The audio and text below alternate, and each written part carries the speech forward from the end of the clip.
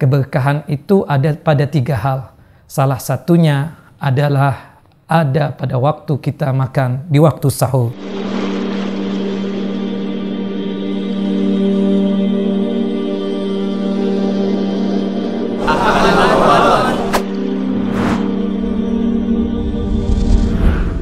Bismillahirrahmanirrahim. Assalamualaikum warahmatullahi wabarakatuh.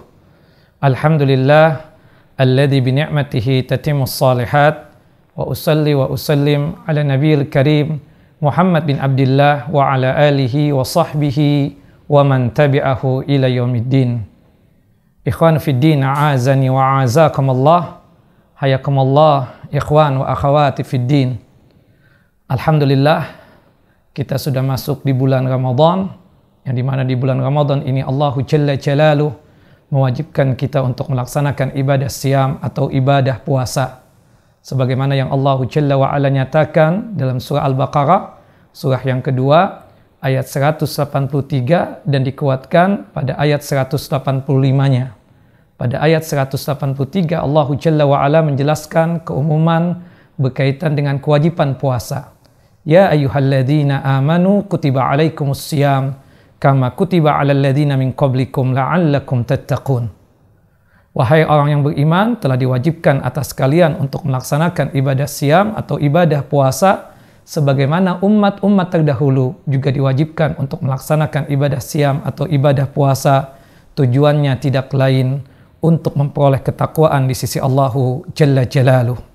Kemudian pada ayat 185 dari surah Al-Baqarah, Allahu Jalla wa'ala memastikan bahwasannya wajibnya kita berpuasa di bulan Ramadan. Syahrul Ramadan alladzi unzila fihi al-Qur'an hudal linnasi wa bayyinatin minal huda wal furqan faman syahida minkumus syahra falyasum. Di antara sunnah yang sangat ditekankan untuk melaksanakan ibadah siam atau ibadah puasa adalah bersahur. Kata Nabi kita Muhammad sallallahu alaihi wasallam dalam satu hadis yang sahih, hadis dari sahabat yang mulia Anas bin Malik radhiyallahu an, semoga Allahu Jalla wa ala meridhai beliau, hadis yang dikeluarkan oleh Imam Al-Bukhari dan Muslim, tasahharu fa inna fis sahuri barakah. Bersahurlah kalian karena di dalam sahur tersebut ada keberkahan. Bahkan dalam hadis yang lain Nabi kita Muhammad sallallahu alaihi wasallam bersabda, al-barakatu fi salasatin. Keberkahan itu ada pada 3 hal. Salah satunya adalah ada pada waktu kita makan di waktu sahur.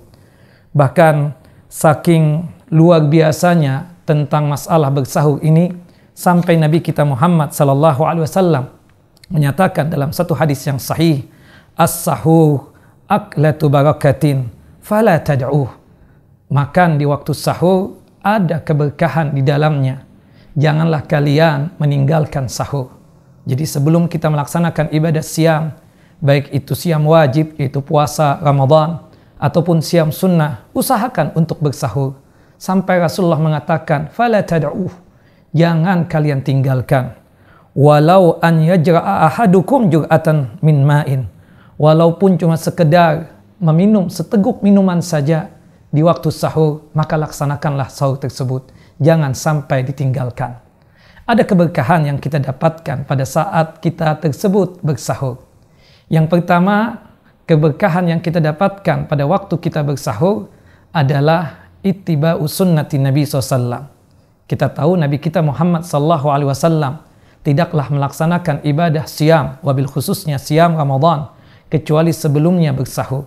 Dan subhanallah, ketika kita melaksanakan sahur atau makan di waktu sahur sebelum melaksanakan siam kita atau puasa kita dalam rangka untuk mencontoh dan mengikuti Nabi SAW, di sini tidak lain sama dengannya adalah pahala dan hasanat. Dan ini keberkahan yang pertama yang kita dapatkan. Subhanallah, belum kita melaksanakan ibadah siam, kita sudah mendapatkan pahala dikarenakan kita tersebut melakukan sahur. Keberkahan yang kedua yang kita dapatkan tidak lain, kita berpuasa ini untuk membedakan diri kita dengan non-muslim atau kafir, khususnya ahlul kitab, Yahudi dan Nasrani. Orang Yahudi juga berpuasa, Nasrani juga berpuasa.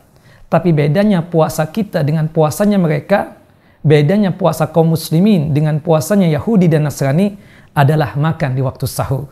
Disebutkan di dalam hadis sahabat yang mulia Abu Sa'id Al-Khudri radhiyallahu an, dan disebutkan juga dalam hadis Amr bin As radhiyallahu an, qala Rasulullah sallallahu alaihi wasallam, Rasulullah sallallahu alaihi wasallam bersabda, faslu ma baina siyamina wa siyami ahlil kitab aklatus sahur. Perbedaan puasa kami dengan puasanya ahlul kitab adalah makan di waktu sahur. Ketika kita bersahur dalam rangka untuk menyelisihi Yahudi dan Nasrani dalam puasa mereka, di sini pun bersama dengan hasanat dan pahala. Dan ini keberkahan yang kedua yang kita dapatkan. Kemudian lebih daripada itu, keberkahan yang ketiga yang kita dapatkan, sebagaimana disebutkan di dalam hadis yang sahih, Rasulullah sallallahu alaihi wasallam bersabda, fa innallaha wa malaikatahu yusalluna 'alal mutasahhirin. Sesungguhnya Allah dan para malaikat Allah Jalla wa Ala bersalawat kepada orang-orang yang bersahur. Sebagaimana disebutkan di dalam hadis Abu Sa'id Al-Khudri radhiyallahu an, hadis yang dimana ini disahihkan oleh para ulama, di antaranya oleh Syekh Nasiruddin Albani rahimahullah rahmatan wasi'ah. Maksud Allah Jalla wa Ala bersalawat kepada orang-orang yang bersahur, artinya segala macam kebaikan yang datang dari Allah Jalla wa Ala, Allah berikan kepada orang-orang yang bersahur sebelum melaksanakan ibadah siamnya atau ibadah puasanya. Diampuni dosa, diberikan rahmat dan kasih sayang oleh Allah Jalla wa Ala kepada mereka yang bersahur, termasuk dimudahkan dalam masalah rizki dan nikmat dan kebaikan-kebaikan yang lainnya. Maksud para malaikat bersalawat kepada orang-orang yang bersahur tidak lain para malaikat tersebut mendoakan orang-orang yang bersahur agar diampuni dosa-dosanya dan terhindar dari siksa api neraka. Lebih daripada itu, Syekh Muhammad Shalih Utsaimin ketika menjelaskan kenapa kita harus bersahur sebelum melaksanakan ibadah siam dan ibadah puasa, tidak lain adalah untuk taqwiyatus lis-shaim, untuk menguatkan fisiknya orang yang berpuasa. Dengan kita bersahur, maka kita mudah untuk menjalankan siam atau ibadah puasa sampai tenggelam matahari. Maka oleh sebab itu jangan lupa jangan tinggalkan sahur. Sahur ini sangat penting buat kita dan keberkahan-keberkahan banyak sekali kita dapatkan. Dan paling nikmatnya makanan di waktu sahur, kata Nabi sallallahu alaihi wasallam, sebagaimana yang disebutkan di dalam hadis yang sahih. Qala Rasulullah sallallahu alaihi wasallam, Rasulullah sallallahu alaihi wasallam bersabda, ni'mas sahurul mu'min atamhu. Paling nikmatnya makanan sahur untuk orang mukmin adalah makan kurma. Kurma di sini maksudnya at-tamar, kurma kering. Karena kalau rutab itu kurma basah disunahkan ketika kita berbuka puasa. Untuk rutab itu kalau bisa untuk berbuka puasanya dengan kurma basah. Tapi kalau bersahur itu yang dianjurkan adalah at-tamru, kurma kering yang banyak di negeri kita ini. Nah, kemudian berkaitan dengan makanan yang lain tentu dibolehkan. Sebagaimana kita tahu makanan pokoknya kita adalah nasi. Maka oleh sebab itu tidak mengapa kita tersebut bersahur dengan memakan nasi tentunya. Intinya kita cuma sekedar menjalankan sunnah. Paling tidak selain kita makan nasi dan makan yang lainnya berkaitan dengan lauk pauk ketika sahur, tambahkanlah dengan kita tersebut memakan kurma, hatta sebiji kurma. Yang jelas kita ingin menghidupkan sunnah Nabi kita Muhammad sallallahu alaihi wasallam. Dan kalau bersahur tersebut usahakan mendekati waktu azan. Kata Nabi SAW, masih umat ini mendapatkan kebaikan ketika dia mengakhirkan sahur. Maksud mengakhirkan sahur tersebut tidak lain mendekati waktu azan subuh. Karena kita tahu imsak yang sesungguhnya tidak boleh makan, tidak boleh minum, tidak boleh melakukan hal-hal yang membatalkan ibadah puasa ketika masuknya waktu salat subuh. Subhanallah, maksud mengakhirkan sahur mendekati waktu azan itu dijelaskan dalam hadis yang sahih. Hadis yang dikeluarkan oleh Al-Imam Al-Bukhari dan Muslim.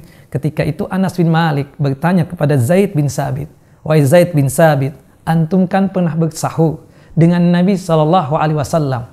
Antara sahurnya Nabi dengan azan subuh kira-kira berapa jaraknya?" Qala, kemudian Zaid bin Sabit menjawab, "Qadru khamsina ayah." seperti kita membaca 50 ayat. Kira-kira ya, kalau kita yang sifatnya normal membaca ayat suci Al-Quran ya, itu 50 ayat hitungan 20 menit sampai 30 menit. Artinya setengah jam atau 30 menit sebelum azan subuh bersahurlah. Kalau sekiranya azan subuh itu pukul 4 pagi lewat 30 menit, nah jam 4 paginya kita sudah mulai bersahur. Jangan sampai kita bersahur di tengah malam, jam 1, jam 2. Ini tidak sunnah. Dikhawatirkan nanti akan terjadi sesuatu yang tidak diinginkan. Orang biasa kalau makan atau habis makan, biasanya tersebut ngantuk itu hadir. Dan khawatirnya kita ketiduran. Dan ujung-ujungnya sholat subuhnya juga terlambat.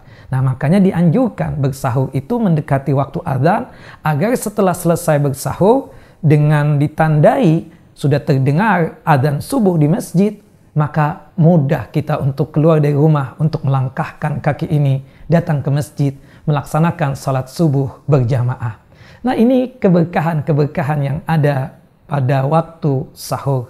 Ya, berusaha kita semaksimal mungkin untuk bersahur sebelum melaksanakan siam.